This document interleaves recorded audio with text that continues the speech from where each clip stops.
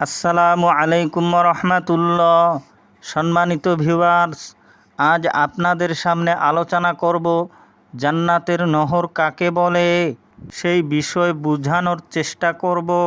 আপনাদেরকে রিকোয়েস্ট করছি, ভিডিওটি শুরু থেকে শেষ পর্যন্ত ধৈর্য সহকারে শুনবেন।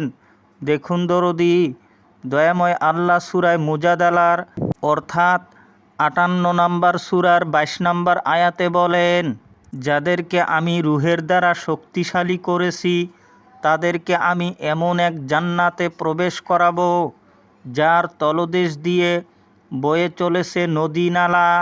দেখুন দরদি, দয়াময় আল্লাহ যাকে খুশি তাকে রূহের দ্বারা বা অদৃশ্য শক্তি দ্বারা শক্তিশালী করে থাকেন এবং এমন এক জান্নাতে প্রবেশ করান যার তলদেশ দিয়ে জান্নাতের নহর কিংবা শান্তির নদী প্রবাহিত করেন।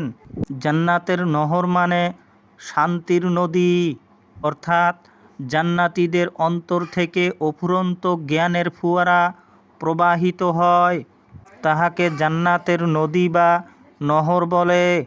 অথবা যে স্বর্গীয় জ্ঞান মানুষ অবিরামভাবে সালাতে রত থাকিয়া কঠোর সাধনার দ্বারা অর্জন করে এবং ভাষায় তাহার বহিঃপ্রকাশ, তাহাকে জান্নাতের নহর বা ফুয়ারা বলে। আশা করি বিষয়টি ক্লিয়ার হয়েছে। হে দরদি, যদি অবসর পান তাহলে কমেন্টের মাধ্যমে আপনার মূল্যবান মতামত জানাবেন।